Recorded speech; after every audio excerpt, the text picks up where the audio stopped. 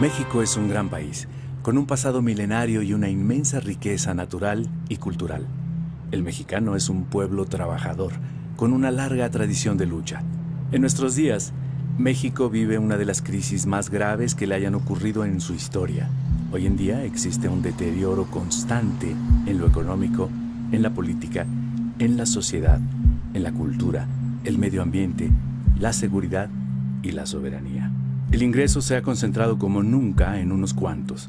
Por ejemplo, los 9 multimillonarios más ricos de México acumularon en 2011 una fortuna de 124,000 millones de dólares. Eso representa 10% de la riqueza producida en el país. En cambio, 60 millones de mexicanos viven por debajo del umbral de la pobreza. El descontento social y la insatisfacción ciudadana crecen cada día. A México le urge un cambio. Millones de hombres y mujeres trabajan en la transformación del país y para lograr que los ciudadanos se organicen para tomar en sus manos el destino de la nación. Con una historia como la de México, es difícil creer que 30 familias sean más poderosas que 107 millones de mexicanos.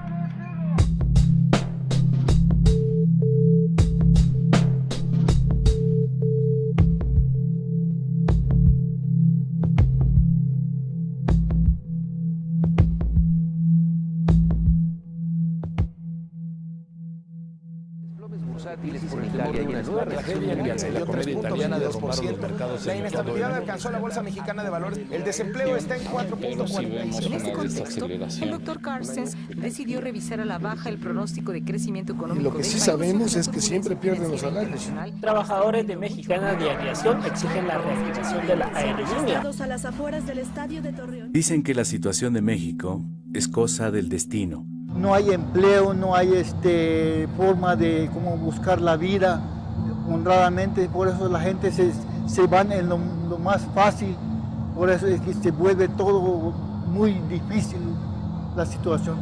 ¿Cuáles son las causas del actual desastre nacional? Hay muchas cosas que están mal en México, pero sin embargo todos no decimos nada. Ese es el principal problema, mientras no digamos nada, esto va a seguir igual. En lo que coincidimos casi todos los mexicanos es en el diagnóstico. México está en crisis y cayendo. A mucha gente no le gusta escuchar esto. Piensan que si ignoran lo que pasa, evitarán que les afecte. Pero es importante saber lo que ocurre para poder cambiar nuestra realidad. Ya cada día se tiene que prescindir de un producto para poder comer y cada día eso pues afecta a la salud, afecta también a la población en cuanto a la educación, o sea, un niño que tiene hambre, que va sin comer a la escuela, pues evidentemente no va a rendir lo mismo que un niño que está bien nutrido. Entonces no hay mejoramiento de la vida, cada día el nivel de vida es peor y las condiciones pues como ya lo vieron aquí no, como que no hay esperanza para el futuro.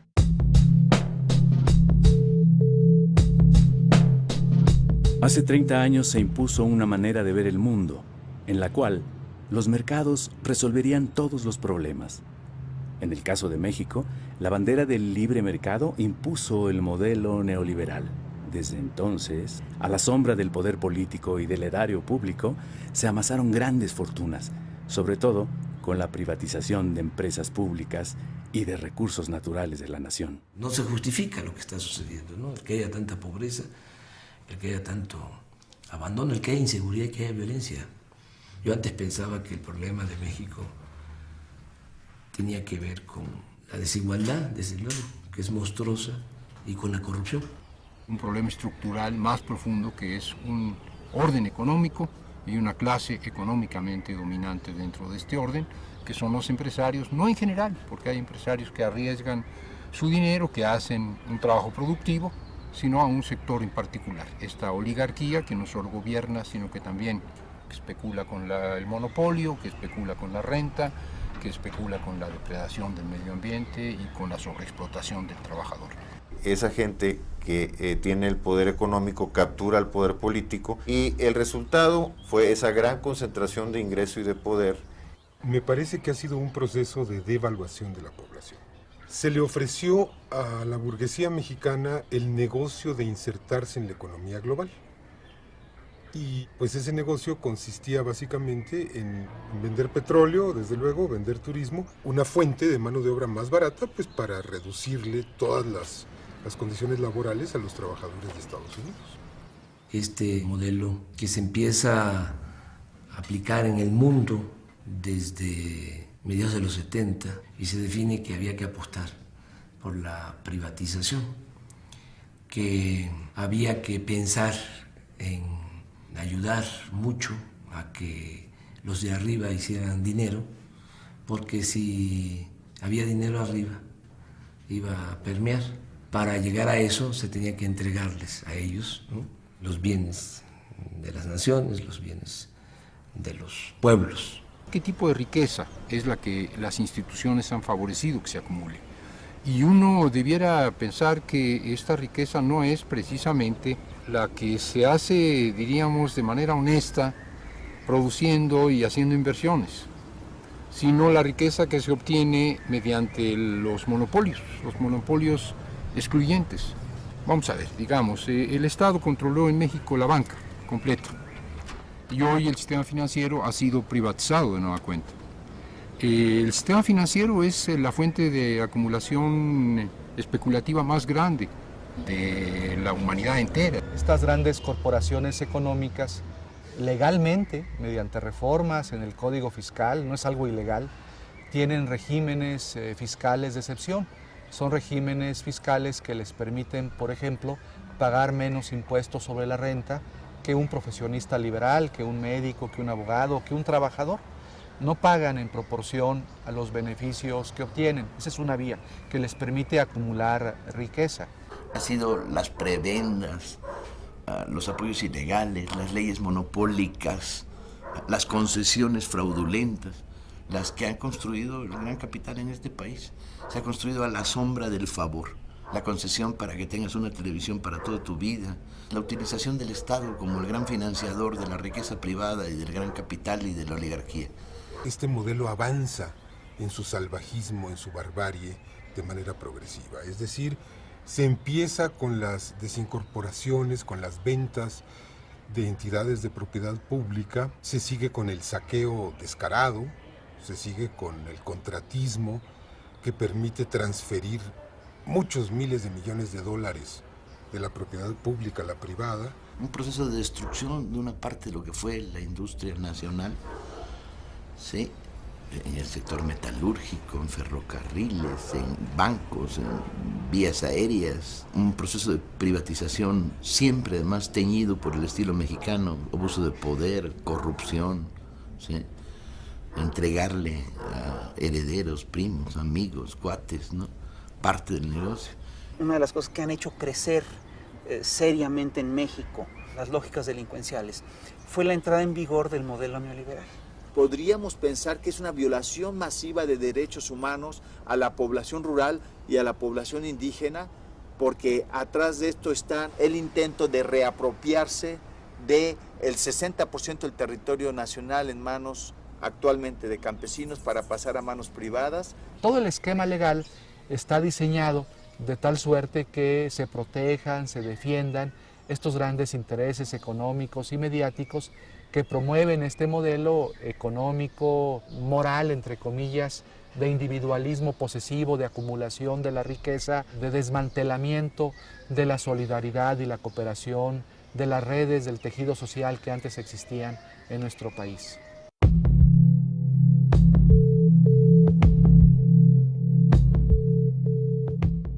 Salinas llega a la presidencia, sabemos en qué condiciones, y empieza a modificar las leyes, la Constitución, y empiezan a entregar bienes de la nación, bienes del pueblo, a particulares, nacionales y extranjeros. Salinas impuso la agenda neoliberal, creó un grupo compacto con los beneficiarios del remate de los bienes públicos, quienes le ayudaron, económica y políticamente, a crear un poder transeccional. Vendieron Teléfonos de México, una empresa pública que tenía un gran potencial, que nos dijeron que estaba en quiebra y que resulta que un empresario lo compró por migajas y que utilizando la tecnología de Teléfonos de México de pronto se volvió el hombre más rico del mundo. La gente más cercana a Salinas fue la que se queda con empresas públicas, con bancos, se quedan con las reservas mineras de la nación. El presidente Salinas remató 18 bancos en 13 meses. Junto con su hermano Raúl y Pedro Aspe, secretario de Hacienda, personalmente repartieron empresas y bancos. En solo 5 años, entre 1988 y 1993, fueron vendidas más de 1,000 empresas estatales y unidades industriales. Nosotros privatizamos los bancos, la compañía telefónica, las líneas aéreas, la siderurgia, las minas. Estamos ahora procediendo a privatizar los puertos, los aeropuertos. Salinas dio por terminado el reparto agrario. Promulgó la reforma al artículo 27 constitucional aprobada por el Congreso que legalizó la venta de tierras ejidales y comunales. Modificó la ley minera y desincorporó reservas nacionales.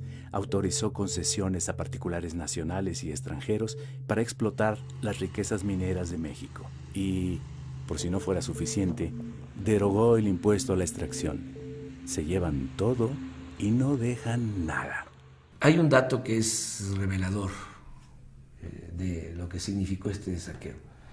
En 1988, en la revista Forbes, que es la revista especializada en finanzas, donde aparece la lista de los hombres más ricos del mundo, solo aparecía en esa lista una familia mexicana, los Garzazad. Y al final del sexenio Salinas, la revista Forbes de 1994 da a conocer que ya hay 24 multimillonarios mexicanos que ya están en la lista de los hombres más ricos del mundo. En su conjunto acumulan alrededor de 48,000 millones de dólares. O sea, este es un dato, ¿no? Importante porque refleja con claridad de cuánto fue el traslado de dominio de bienes de la nación, de bienes del pueblo, a particulares.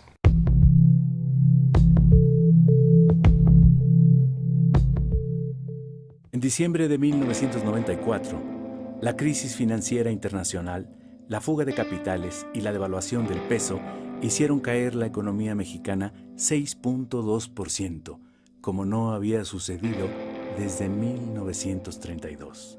La primera decisión que tomó el presidente Zedillo fue rescatar a empresarios y banqueros con recursos públicos, olvidando a los deudores y a la gran mayoría de los mexicanos. Creó el Fondo Bancario de Protección al Ahorro, FOBAPROA. Se rescató básicamente a los grandes banqueros, a los grandes intereses económicos con recursos públicos, y ahí participó el Ejecutivo, o sea, Zedillo, y participó también la Cámara de Diputados, el Congreso de la Unión, avalando esa privatización de los beneficios y socialización de las pérdidas. El FOBAPROA es un barril sin fondo. Zedillo prometió que el rescate bancario costaría 180,000 millones de pesos. Desde 1995 se han pagado intereses por más de 600,000 millones de pesos, pero la deuda sigue casi intacta. En 2010, el Instituto para el Ahorro Bancario tenía un adeudo de 1.300.000 millones de pesos. Este monto, se estima, solo podrá ser cubierto hasta dentro de 70 años. ¡Qué cosa más jodida! Todavía estamos pagando y estaremos pagando por décadas y décadas la presunta salvación, el FOBAPROA, y finalmente los bancos ni siquiera están ganando dinero prestando, ni siquiera están ganando dinero apoyando a los que invierten, están ganando dinero simplemente porque el gobierno les está pagando los intereses de una deuda que no está amortizando. Esto es especulación. Ya sin deudas, los banqueros rescatados vendieron sus bancos a corporaciones extranjeras, obteniendo enormes utilidades.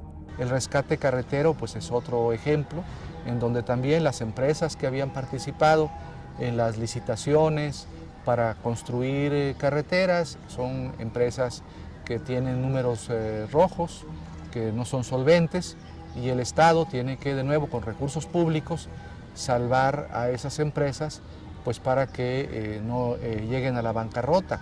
O los ingenios azucareros también es otro ejemplo cómo se dio este proceso para salvar intereses económicos privados con recursos públicos. El gobierno de Zedillo terminó con 150 años de historia y regaló más de 24,000 kilómetros de vías de hierro. Zedillo se hace cargo de entregar los ferrocarriles a 4 empresas, sobre todo extranjeras. Con total descaro, al terminar su gobierno, Zedillo se fue a trabajar al Consejo de Administración de Union Pacific.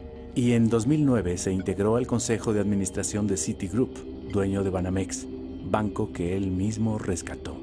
Su ejemplo ha sido seguido por otros funcionarios. Adrián Layuz, director de Pemex con Zedillo, es consejero de la petrolera transnacional Schlumberger. Pedro Aspe, secretario de Hacienda con Salinas, es miembro del Consejo de Administración de Televisa, y Francisco Gil Díaz, subsecretario de Hacienda con Salinas y secretario con Fox, hoy se desempeña como director de Telefónica.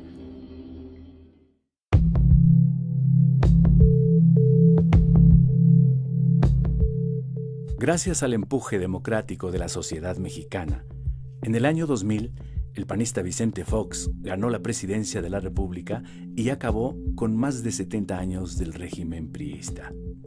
Sin embargo, pronto Fox traicionó sus promesas de cambio democrático y de combate a la corrupción.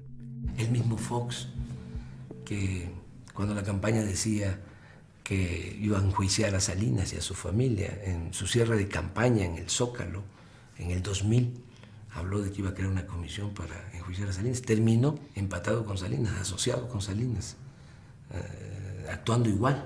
Fox adoptó el mismo régimen, la misma política económica y continuó con la misma corrupción. Prometió la privatización de la industria eléctrica y del petróleo.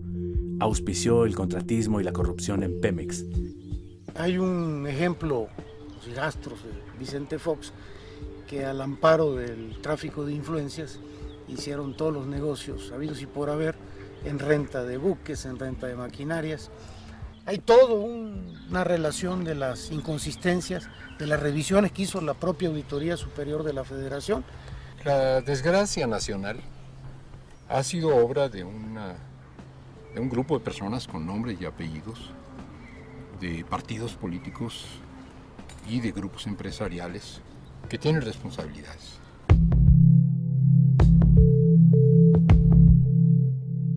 La oligarquía mexicana se hizo tan poderosa que se colocó por encima de las instituciones. Ellos son los que mandan el poder legislativo, en el poder judicial, en el poder ejecutivo, y tienen el control, que es lo que más les apoya para imponerse, de los medios de comunicación.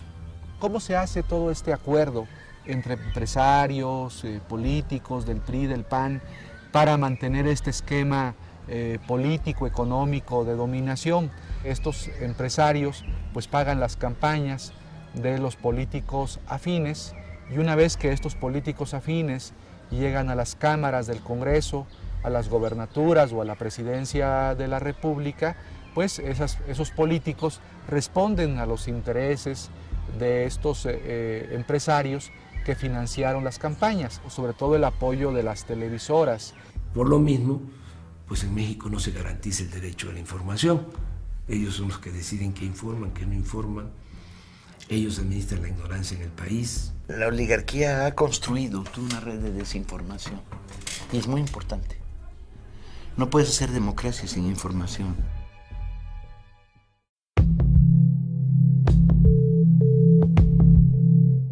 La economía de México no ha crecido prácticamente en 30 años. Se destruyó la planta productiva nacional y el campo, y se acabó con el estado de bienestar. Se olvidó que para que un país pueda crecer en forma sostenida, genere empleo, bienestar y condiciones que favorezcan la paz social, se requiere que el país produzca. El México rural ha quedado en la ruina. Nuestro país ha vivido en los últimos 30 años lo que yo llamo una guerra contra la agricultura campesina, contra los pequeños y medianos productores de nuestro país, para imponer un modelo de dependencia alimentaria, un modelo de alimentación chatarra y un modelo de desigualdad, aumentando la pobreza y la malnutrición de nuestro país. Los tecnócratas redujeron los apoyos a los productores eliminaron aranceles y permisos de importación, también la inversión pública destinada al sector agropecuario. Desmantelando la producción nacional, dándole la espalda a los campesinos mexicanos y generando una liberalización que solamente ha beneficiado a un puñado de grandes corporaciones agroalimentarias mexicanas y transnacionales. Los empresarios pequeños y medianos pues son los olvidados del sistema y sus intereses son sacrificados a los intereses de los grandes empresarios monopólicos que son los que controlan al gobierno. El sector energético nacional dejó de ser prioridad. Nos tardamos muchísimos años, décadas, en construir empresas mexicanas del Estado con una fuerza técnica muy importante, y en los últimos 20 años prácticamente lo han ido desmantelando poco a poco. A pesar de que constitucionalmente está prohibido, se permitió, digamos, entre comillas, la participación privada en la generación eléctrica. La industria petrolera nacional ha sido desmantelada. Todo se concentra en la venta de petróleo crudo al extranjero. México importa más de 40% de la gasolina que consume y 25% del gas que necesita. Eso provoca los altos precios en los energéticos que perjudican a los consumidores y productores. Las inversiones en Pemex no solo cada vez son de menor cuantía, sino que están mal dirigidas, con toda la intención no de producir más hidrocarburos, sino con la intención de hacer negocio con empresas particulares.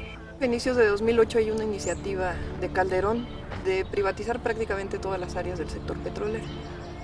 Eso él le llamaba una reforma energética. Toda la cadena petrolera se quería privatizar.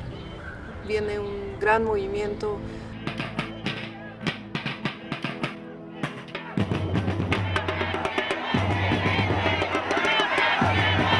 El movimiento en defensa del petróleo ganó el debate sobre la reforma energética y detuvo la privatización de la refinación, el transporte, los ductos y el almacenamiento de petrolíferos.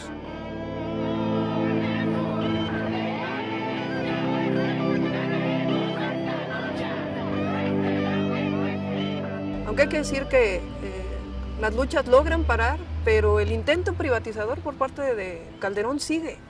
Están buscando a través de otras leyes como las asociaciones público-privadas privatizar los ductos o buscar un esquema de privatización de las refinerías. México tiene un gran tesoro, un tesoro escondido debajo del fondo del mar. Todo el cuento era de que necesitábamos a las empresas porque tenían mucho conocimiento para explotar en las aguas profundas. Bueno, los primeros contratos que sacan son en tierra y además una parte de la ganancia de esas empresas va a estar vinculada a la producción del petróleo, cosa que está claramente prohibida en la ley. El 80% de los pozos de producción y exploratorios se dan en la región norte y el 20% restante en la región sur y en las dos marinas, cuando que es en estas tres regiones donde se produce el 90% de los hidrocarburos. En la región norte está la zona de Burgos, la zona de Chicontepec, que ha sido una zona que, sobre todo en los últimos años, se ha destinado para darle contratos multimillonarios a empresas norteamericanas y empresas españolas, como Repsol, como Schulenberg, como Halliburton. Las industrias petroleras extranjeras, aquellas que el general Lázaro Cárdenas les pagó a través de la expropiación petrolera para que salieran de México, aquellas que fue el pueblo de México quien salió a las calles para defender la industria petrolera nacional, pues a esas las estamos volviendo a contratar. El sector eléctrico mexicano pues está desmantelando y las fuentes que suministran para generar electricidad son importadas. Y las tarifas eléctricas están por los cielos, en parte pues para favorecer a unas cuantas empresas que ni siquiera nacionales son, porque la mayoría son españolas y estadounidenses. Quien hace estos arreglos, estos enjuagues con estas empresas para comprarles maquinaria y equipo, es el brazo derecho del que era en ese momento el director de la Comisión Federal de Electricidad, Elías Ayub, y le pagan con un Ferrari, le pagan con un yate, le dan miles o cientos de miles de dólares. Se descubre en Estados Unidos el acto de corrupción culpan y multan a las empresas que se prestaron a esto, Y en este país, en México, el grado de impunidad es extraordinario.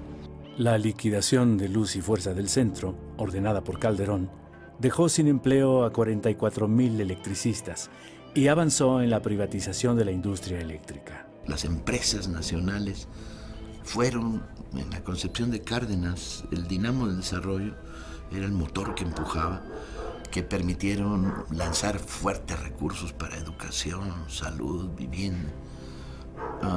En la lógica neoliberal es más eficiente lo privado que lo público, entre comillas. Es verdaderamente chistoso. ¿Por qué venden empresas si son rentables? Esta es la gran pregunta, ¿no? ¿Por qué no las hacen verdaderamente rentables y aprovechan sus ganancias para financiar el gasto público? No tiene ni lógica ni corazón. Ha sido un desastre.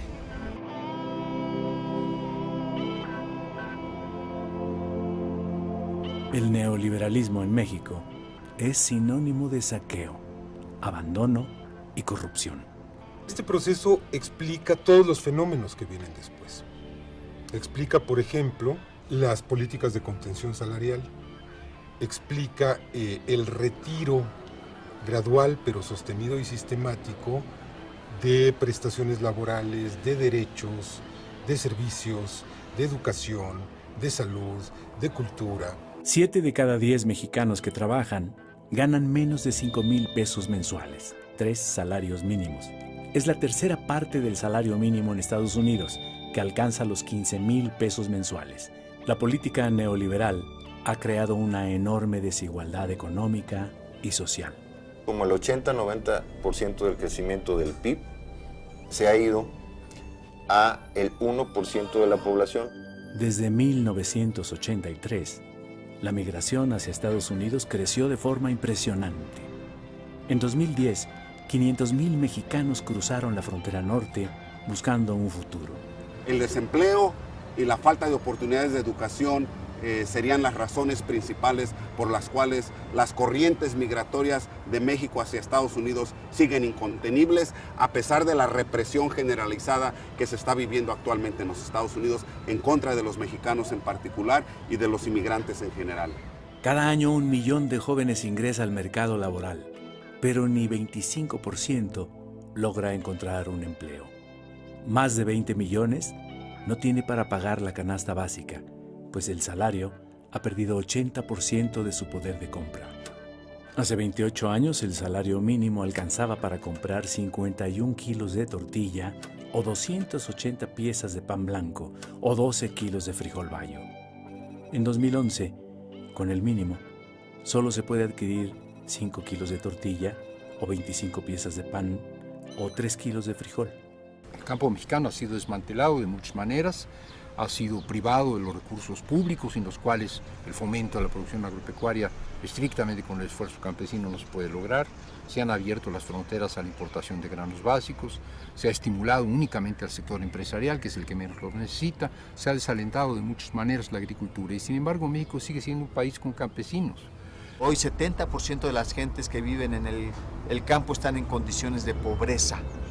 Los neoliberales redujeron el gasto social, dejaron de invertir en infraestructura, clínicas, hospitales, educación y seguridad social.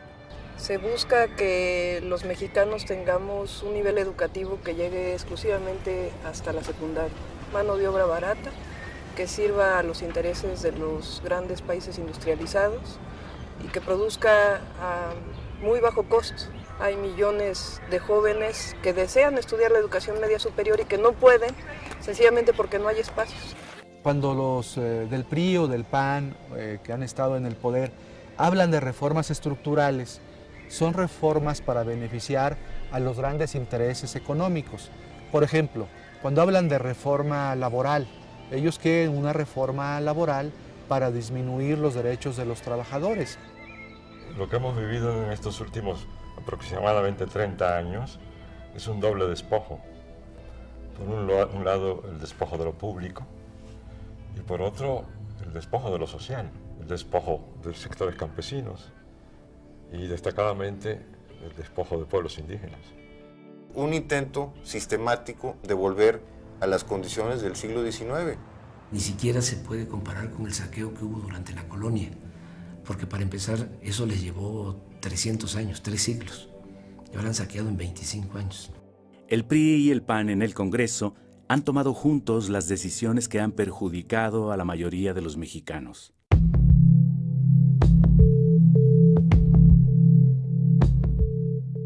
De Salinas a la fecha han concesionado 52 millones de hectáreas. Estamos hablando del 26% del territorio nacional. Ni en la época de Porfirio Díaz las compañías deslindadoras llegaron a quedarse con tanto. Empresas fundamentalmente extranjeras y muy poquitas, pero muy poderosas empresas mexicanas, ¿no?, que están metidas en el negocio de la minería.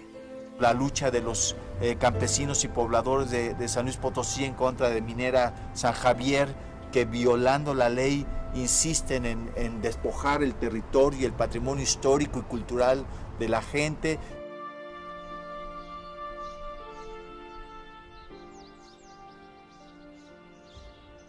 Viene la compañía minera San Javier y venden todos los lotes mineros, venden todas las concesiones, venden las calles, venden la iglesia, venden el pueblo, venden todo lo que representa el pueblo y nos dejan a la deriva. Formamos un grupo que en la actualidad se conoce como el FAO y ha llevado una lucha durante 15 años contra un proyecto minero que pues, todo el mundo conoce, el de Minera San Javier.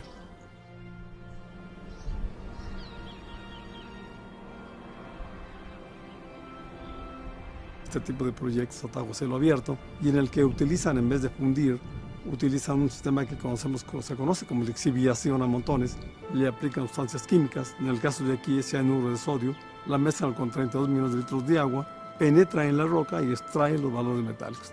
Y además utilizan 25 toneladas de explosivos.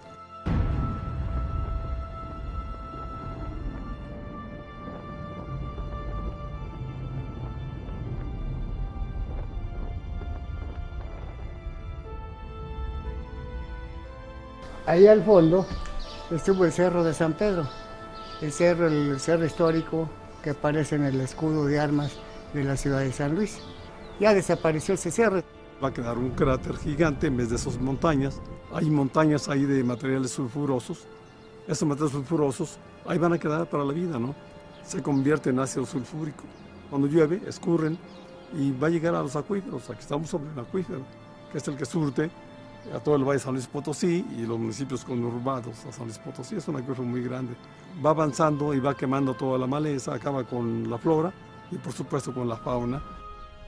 Ya no hay animales, no hay ni moscas, todo se acabó.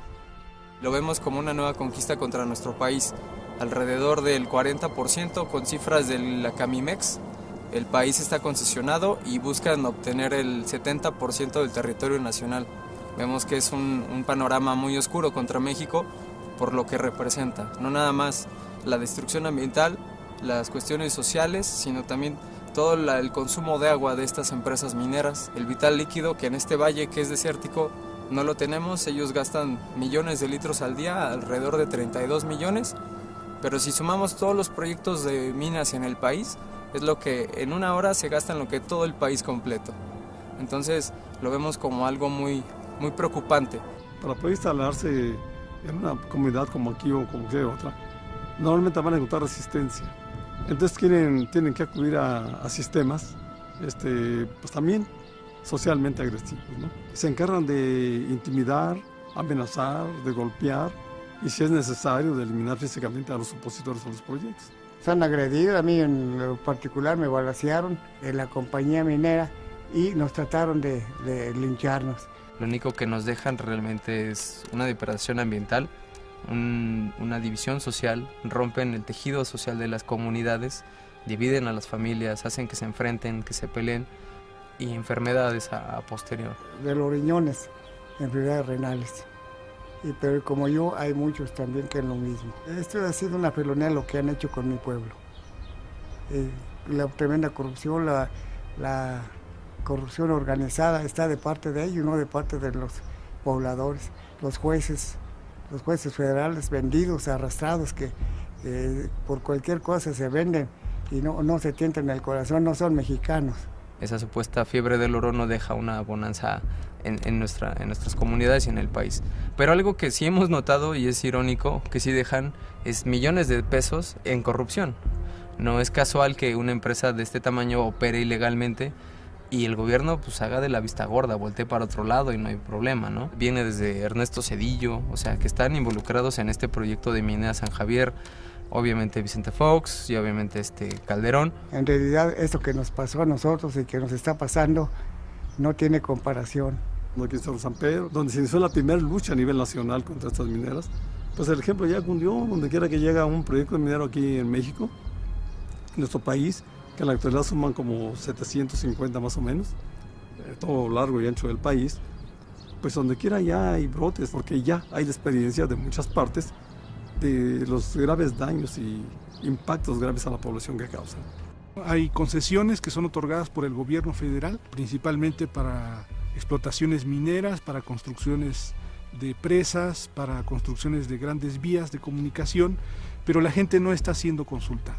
Ahí se está violando la libre determinación de los pueblos indígenas. Tenemos un problema muy fuerte con una empresa minera. Esta empresa minera estuvo explotando los recursos del subsuelo de la comunidad de Capilapa de Méndez durante 225 años. La empresa minera venía por abajo de la comunidad y usan dinamita, cartuchos, explosivos, y toda el agua que hay en la superficie se va para abajo. Y hasta la fecha llevamos 14 veneros ya perdidos por completo, no hay agua. Lógicamente que la minera ha buscado estrategias para que se dividan los pueblos de la Sierra Juárez. Entonces la gente ya decidió decir no a la minería. Tenemos ya hasta el momento ya notificados en la Secretaría de Economía y la Secretaría de Minas, pues ya 34,000 hectáreas concesionadas entre lo que es Ejutla de Crespo y Ocotlán de Morelos, ¿no? Todo está gobernado, manipulado y diseñado desde los asesores de la empresa minera Cuscatlán. San José Preso como municipio ha venido gestionando la posibilidad de poder tener una concesión para explorar y explotar un pozo profundo para el agua potable de la comunidad, la cual siempre ha sido negada bajo el argumento de que en la zona de valles centrales de Ocotlán no hay suficiente agua para poder hacer ese tipo de obras, ¿no? Sin embargo, a la empresa minera sí se le dan 5 concesiones para explotar pozos profundos en la zona. El gobierno federal ha concesionado hasta el 2058 las minas, ¿no? Sin tomar en cuenta a las autoridades de los pueblos, ¿no? Países como Canadá muy enriquecidos a costa de la pobreza de nuestros pueblos, a costa de nuestras vidas. A ellos no les interesa nuestras vidas, a ellos les interesa nada más el oro. El rechazo de millones de jóvenes, de millones de personas a la falta de oportunidades que ha generado el modelo neoliberal, que deja a millones de seres humanos sin empleo, sin oportunidades de educación, sin oportunidades de salud, los deja sin esperanza. El pueblo de México ha peleado y sigue peleando cotidianamente porque no le arranquen o no le acaben de arrancar los derechos, los espacios, los recursos por los cuales ha dado su vida, su trabajo y en algunas épocas han hecho revoluciones. México es un país que genera continua resistencia. Los ciudadanos no se callan, actúan bajo la forma de luchas constantes, por todos lados, ¿sí? Luchas de resistencia. Y luego se expresó de una manera muy potente en 3 momentos. Se expresó en la insurrección electoral cardenista, se expresó en el alzamiento zapatista y se expresó en el movimiento López Obradorista. Han sido los 3 grandes momentos donde se produjo conjunciones de fuerzas, ¿no? Que estaban disidentes, peleando, resistiendo, pero que se encontraron.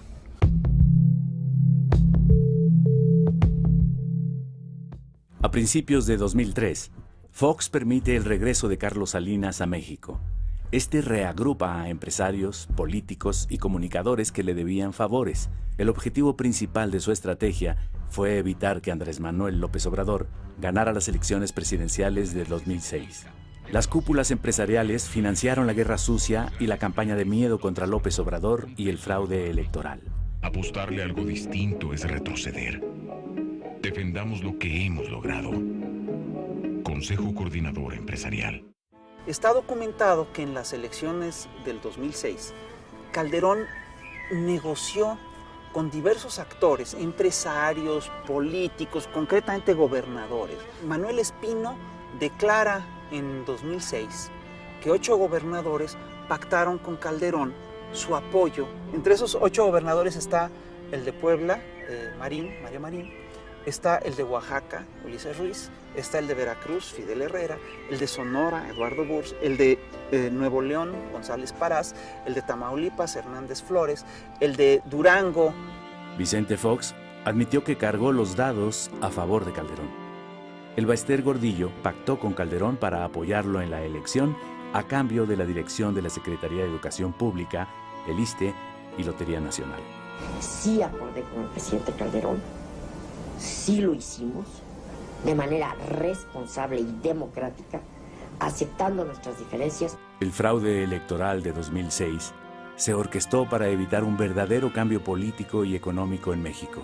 Las elecciones de 2006 no fueron certeras, no fueron libres, no fueron transparentes, no fueron creíbles, porque hubo una distorsión de la voluntad popular que se expresó de muchas maneras, no solo en la manipulación de los sufragios, sino desde mucho antes con la abierta participación del Ejecutivo Federal en la conformación de la candidatura de Felipe Calderón. La negativa de Calderón al voto por voto, casilla por casilla, amparándose en la corrupta estructura del IFE, dominada por el Baester Gordillo, otra de las figuras negras en la historia de este país, daba cuenta de que algo, que era cierto, que no habían ganado. Yo soy de los que están plenamente convencidos de que Calderón no ganó las elecciones, de que las ganó López Obrador. La resistencia era obligada, decir, no, espérame, te vas a robar las elecciones, nos vas a quitar a los mexicanos el derecho a decidir. Creo que fue un gran momento para muchos y que consolidó una forma de disidencia y que fue sano y que expresó el sentir de... Pero también creo que no acumulamos las suficientes fuerzas para detener el fraude. 2006 demostró que se requerían algunas cosas más. Una de ellas, por supuesto, es un nivel mínimo de organización social, organización popular, y un nivel también de conciencia más clara de cuáles son los grandes problemas nacionales.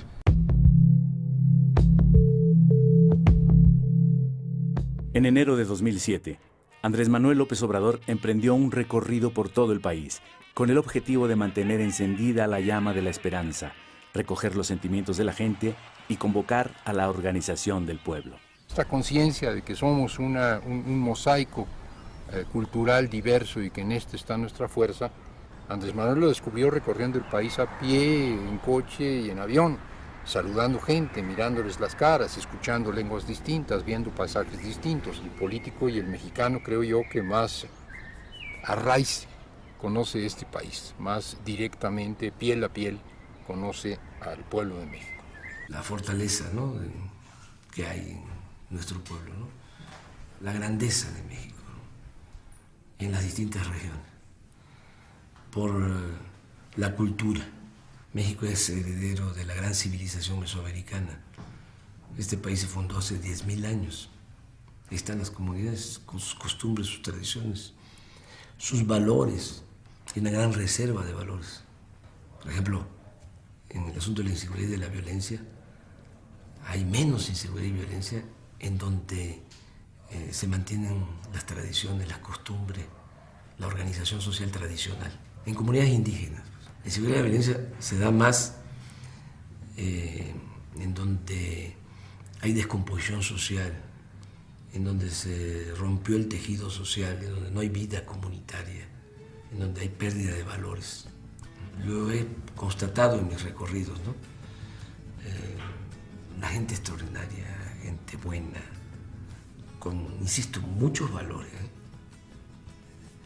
que lamentablemente se han ido perdiendo y que hay que fortalecerlos, que hay que consolidar, que es parte de nuestra propuesta. En 5 años, López Obrador ha visitado varias veces todas las regiones del país. Como nadie, conoce cada pueblo y a su gente.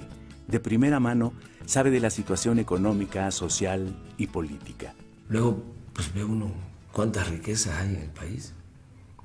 Hay petróleo, me molesta mucho, ¿no?, cada vez que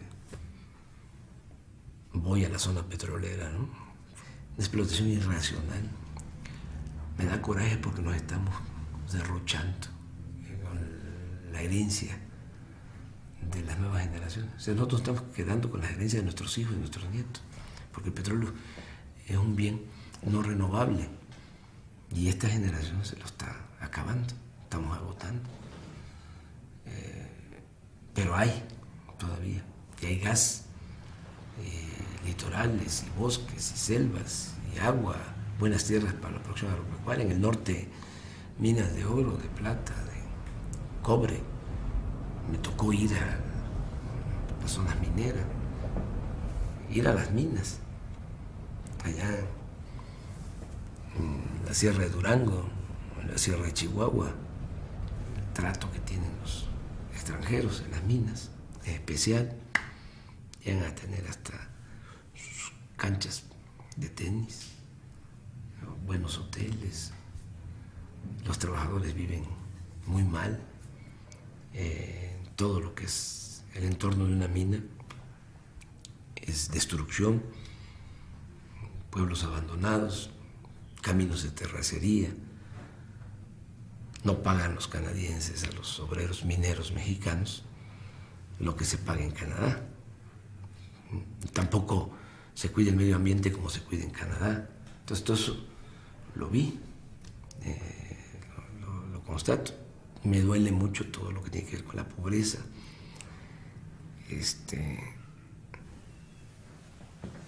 Mucha pobreza. Eso no hablamos mejor, pero es muy doloroso, ¿no? Porque hay mucha gente que no tiene ni para comer. Bueno, hay partes buenas, bueno, todo es bueno, pero tenemos un país con mucha belleza también. Ha sido para mí un privilegio, ¿no? El recorrer a ras de tierra todo el país, conocerlo muy bien.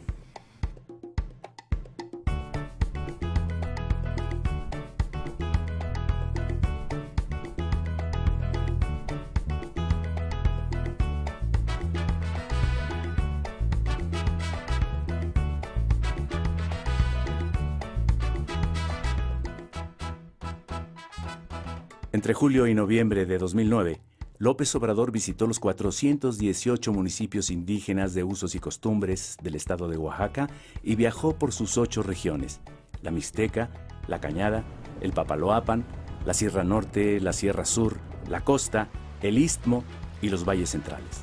En total, cubrió 25,000 kilómetros de caminos, la mayor parte de terracería. Andrés Manuel fue recibido con mucho gusto por la gente salía a la calle. En algunas comunidades en donde él no tenía programada la visita, pues la gente salió y tuvo que pararse en la caravana para que lo pudieran atender, ¿no? Entonces fue recibido con mucho gusto, levantó una gran expectativa y la gente se acuerda de él, ¿no? Él se encontró con un modelo de organización que no existe en muchos lugares del país. La gira por los pueblos, los municipios de usos y costumbres de Oaxaca, que le permitió, digamos, ver más de cerca y en conjunto cómo funciona este mundo indígena y cómo allí hay un conjunto de riquezas culturales, morales, intelectuales, de visión del mundo, de cosmovisión, que son elementos fundamentales que inspiran el tipo de nueva sociedad que hay que construir. Oaxaca profundo y el México profundo, pues es abajo la organización, ¿no?, de los pueblos que día a día luchan por salir adelante, día a día construyen un mundo de mejor. Desgraciadamente, con los cacicazgos que se han vivido, pues nada han podido hacer los pueblos, porque llegan y nos invaden, ¿no? Se llevan nuestros recursos naturales, vemos cómo talan nuestros bosques, ¿no? Sin embargo, poco a poco la gente ha despertado y ese México profundo empieza a despertar, ¿no? Desde el 95 a la fecha, digamos, en Oaxaca se pueden elegir a las autoridades municipales de las comunidades indígenas por un sistema que en la ley quedó denominado de usos y costumbres, ¿no? Son 418 municipios en el estado de Oaxaca. La asamblea nos elige a nosotros, ¿no? Y aquí en San Bartolo hay doble vuelta, se le puede llamar. Primero eligen una terna, luego una segunda terna, una tercera terna y viene la segunda vuelta de las 3 ternas ganadoras para competir quién es su representante, ¿no? Y eso nos hace fuertes a todos, ¿no? A todos los que ocupamos el cargo de presidentes municipales y bueno, el compromiso que hacemos ante el pueblo, ¿no?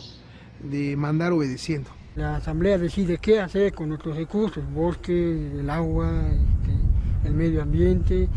Entonces participa toda la ciudadanía en la toma de decisiones de nuestra comunidad. Cuidando la naturaleza, cuidando el medio ambiente, cuidando eso que tenemos que es la comunidad, la unidad de la comunidad, ¿no? La comunalidad es la tierra comunal, que en la comunidad de Guelatao nadie es propietario de sus tierras, las podemos utilizar, pero no podemos decir que somos dueños y por lo tanto no las podemos vender. El propietario de la tierra es la comunidad en su conjunto. Otro elemento importante es el trabajo colectivo, ¿no? El trabajo que todos los ciudadanos de la comunidad aportan para que la comunidad pueda resolver los problemas más importantes que tenga. La mayor parte de las obras que ustedes ven aquí se han hecho por tequio, ¿no? Que es el trabajo desinteresado que otorga la comunidad. Los ciudadanos vamos y brindamos, limpiamos el mojo de agua, limpiamos los caminos, construimos las escuelas en su momento. Aquí hombres y mujeres trabajan, sí. Estamos acostumbrados, sí. Yo acostumbro a agarrar la coa, agarro herramienta. Sí, yo trabajo también como trabajan los hombres. Muy importante es la fiesta. La fiesta, aunque se venera a un santo patrón, a un santo católico, digamos, lo más importante de la fiesta es la posibilidad que te da de convivir con la gente de la comunidad, con gente de la comunidad que está afuera y regresa a la fiesta, con los vecinos de otras comunidades, y esto pues también fortalece los lazos de identidad entre la gente de la comunidad con las gentes de otras comunidades vecinas, ¿no? López Obrador encontró en Oaxaca a uno de los pueblos con mayor diversidad cultural. Conservan valores, costumbres, tradiciones comunitarias, lenguas y organización social, heredadas de la gran civilización mesoamericana. Yo creo que el licenciado Andrés Manuel tiene un buen aliado aquí en la región de la Sierra Juárez de Oaxaca. Y pues tenemos que seguir platicando con él para buscar cómo construir juntos este país. Hubieron muchos obstáculos por parte del exgobernador de bloquear con los presidentes municipales, inclusive algunos llegaban a cancelar las reuniones, decían que no iba a haber, pero llegábamos y la gente ahí estaba. Me tocó darle la bienvenida al licenciado López Obrador. Vino mucha gente, trajo bastante gente. No fue ninguna carreada, todos vinieron por su voluntad. En esa ocasión que visitó los pueblos de la sierra, yo lo recibí en este pueblo de Santiago Jiacuí.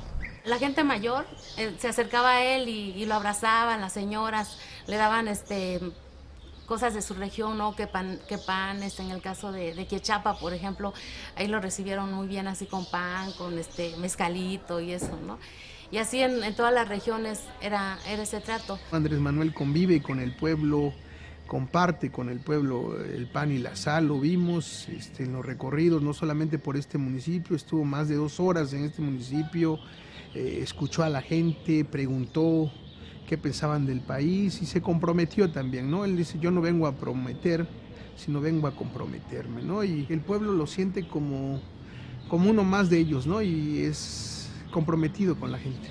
Tuvimos ahí el acercamiento del señor Andrés Manuel López Obrador cuando anduvo haciendo recorrido por el estado de Oaxaca, San José del Progreso. Un servidor de manera personal platicó con el licenciado, les pusimos la problemática, decir de la misma manera, pues preocupado también por la situación, pues nos hizo un llamado a la tolerancia y a buscar alternativas pacíficas de lucha y de resistencia contra esta empresa minera. Esa vitalidad política que hoy se vive en los pueblos indígenas se tiene que buscar cómo va a incidir, ¿no? en las otras esferas políticas de nuestro país para lograr una transformación que realmente beneficie al pueblo de México.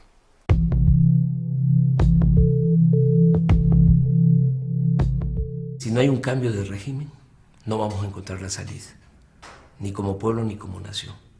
De eso estoy convencido. O sea, si no hay un cambio verdadero, si no hay reformas en todos los órdenes de la vida pública, en lo económico, lo político, lo social, si no se fortalecen valores espirituales, morales, culturales, no hay salida. Al contrario, cada día va a estar peor la situación. Se va a seguir hundiendo el país. Lo que decía Juárez, ¿no? Justicia, no venganza. Sencillamente ya ellos ya no van a dominar en el país. La transformación de México no es la tarea de un solo hombre, es tarea de todo un pueblo. Tengo que ser realista. Lo he analizado, lo he reflexionado, lo he pensado mucho y sé que la única opción es el que entre todos podamos llevar a cabo la renovación tajante de la vida pública. La continuidad del PAN significa la continuidad de lo que estamos viviendo, o sea, un manejo de la economía contra los ciudadanos y una guerra contra el narco, que es una guerra contra los ciudadanos de nuevo. El retorno del PRI puede resultar verdaderamente trágico. Regresan con 12 años de no haberle podido meter el diente a las arcas del poder y van a querer comérselo todos. Es la horda de los 40 ladrones de Alibaba, pero potenciados a la mexicana. Como ya no les funciona el PAN, no les funciona Calderón, lo hacen a un lado y echaron a andar ya una operación de recambio para hacernos creer de que si regresa el PRI van a mejorar las cosas en el país. Esa línea es Televisa, ¿no?, impulsando la candidatura de Peña Nieto. Que hay mucha gente que ya está creyendo de que si regresa el PRI las cosas van a mejorar. Esta crisis se gesta, se origina cuando el PRI dominaba. Los gobiernos del PRI fueron los que declararon la guerra radical contra los campesinos, firmando a espaldas de los campesinos el Tratado de Libre Comercio de América del Norte y entregando la seguridad alimentaria. Fue con el PRI que se hizo la contrarreforma agraria en el artículo 27 constitucional. Fue con el PRI que se instituyó el sistema de control corporativo a través de la CNC, en donde los campesinos no se les reconoció ni se les reconoce ahora como sujetos de derechos, sino como carne de cañón, como voto verde, como acarreados. Fue con el PRI donde se estableció el sistema de corrupción generalizada. Así que para el campo de ninguna manera es opción el retorno del PRI al Ejecutivo Federal en el 2012. Peña Nieto a la cabeza de esto es verdaderamente peligroso. Es un títere con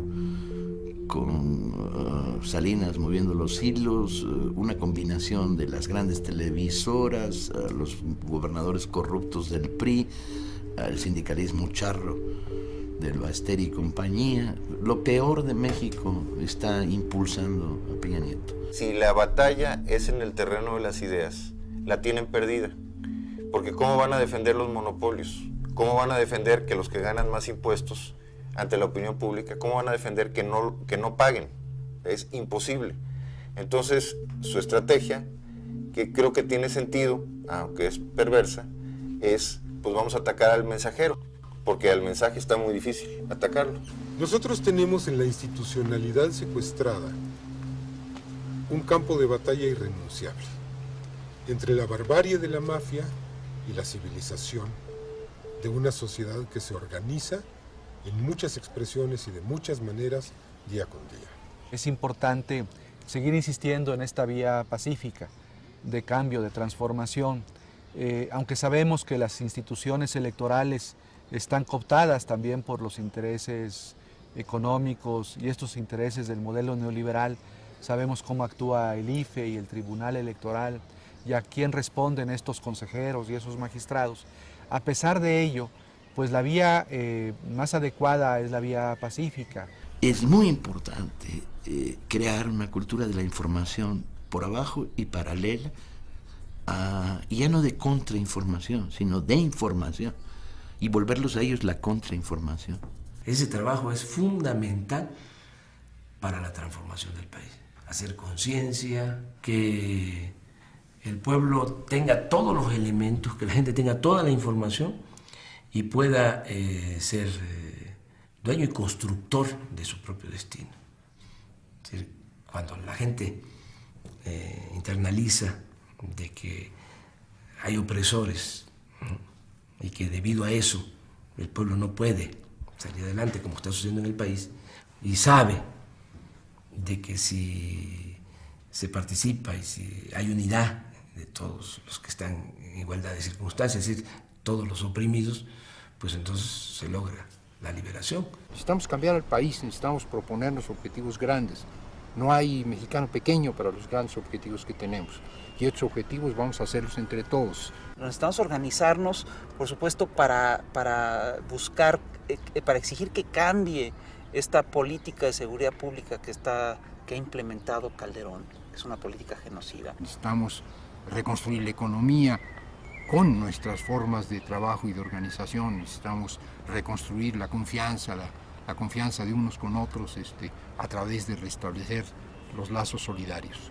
Yo creo que la mayor tarea en el cambio es que el cambio lo tenemos que hacer nosotros. En la circunstancia que se va a presentar en el 2012, lo que significa la elección presidencial, presentan condiciones muy favorables, que ahí logremos, ¿no?, el cambio, el inicio de la transformación de México, ¿no?, que se le gane en buena lid, en el terreno pacífico, a la mafia del poder. Morena se está organizando no solamente para el 2002, nos estamos organizando para transformar el país independientemente de lo que ocurra en el 2012. En Morena participamos de todas las clases sociales, de todas las corrientes del pensamiento, de todas las religiones, libres pensadores. Es un movimiento amplio, plural. Participan indígenas de todas las etnias, campesinos, pescadores, cooperativistas, obreros, trabajadores independientes. Participan maestros, estudiantes, profesionistas, integrantes de clases medias. Participan artesanos, artistas, intelectuales, comerciantes, empresarios, mujeres y hombres de buena voluntad. Yo tengo mucha confianza de que con Morena vamos a poder salvar al país, salvar a México. Cuando se promueve una iniciativa de organización como Morena, no te encuentras con individuos, te encuentras con familias, te encuentras con barrios, te encuentras con pueblos, te encuentras con ejidos, te encuentras con escuelas. Hay que hacer de esta organización una organización capaz de no solo preservar la colonia, el barrio, el pueblo, la fábrica, la escuela, sino de cambiar al país. Y esto es un movimiento mayor. Una aportación extraordinariamente importante de López Obrador es el descubrir cuál es la palanca pues para el cambio. Es una reserva moral, es una capacidad de confiar en nosotros mismos, de apoyarnos en nuestra propia historia, en nuestra propia experiencia, en nuestra propia identidad. Lo que no hagamos por nosotros y desde nuestras raíces no lo hará nadie, no hay recetas y en última instancia es nuestra historia la que nos puede inspirar. Creo que Andrés, a través del trabajo de construir a lo largo y ancho del país, Morena le ha dado forma a las necesidades de millones de mexicanos de mantenerse vivos, activos, en acción y en disidencia. Gente decente, honesta y luchadora. Y me parece muy positivo el fenómeno. Nosotros lo vemos día a día, cómo la gente se manifiesta ya a favor del Movimiento de Regeneración Nacional. Cada vez se suman más, y no solo gente de abajo, la gente del pueblo, los trabajadores, los obreros, los campesinos, sino que cada vez estamos observando clases medias, estamos observando empresarios y que están dispuestos a apoyar. Andrés Manuel López Obrador se ha reunido con más de 1000 empresarios, principalmente pequeños y medianos. Los empresarios salen en shock positivo sobre la personalidad de Andrés Manuel, un agente de Estado, un agente que contesta sus preguntas con razonamientos muy sólidos. El cambio en México tiene que contar con la fuerza de todos los mexicanos y nosotros en los Estados Unidos haremos lo que esté de nuestra parte para contribuir dentro de nuestras posibilidades. Queremos cultura para todos, educación para todos, trabajo para todos, para todas, pero lo queremos organizado de una manera distinta, con instituciones muy poderosas, pero fincadas en la capacidad de decisión que tiene el pueblo de México sobre cada uno de los aspectos de su vida. Andrés Manuel López Obrador es un dirigente muy singular, porque creo que es un dirigente que se ha propuesto no concentrar el poder en sus manos, sino crear una concentración de poder en la sociedad. No se plantea la toma del poder por una persona, ni se plantea el ejercicio de la presidencia como un fin en sí, sino como un medio para transformar al país.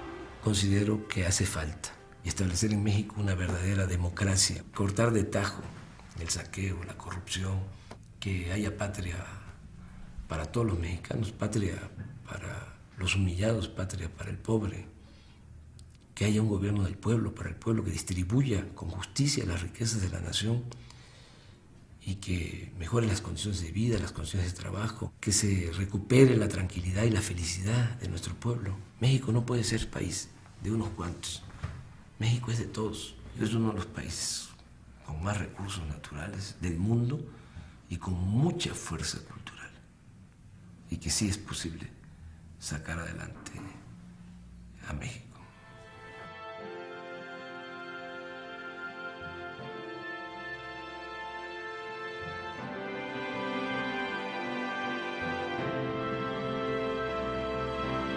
Confieso que soy un hombre de fe y convicciones, con errores y defectos, como todos los seres humanos. Nunca me ha interesado el dinero, pero sostengo que no todo el que tiene es malvado. Creo en la no violencia, en la libertad y en la tolerancia. Creo que el pueblo es dueño y conductor de su propio destino. Ustedes representan la conciencia honrada que se subleva ante la injusticia. Ustedes luchan por una nueva vida y trabajan por una patria nueva.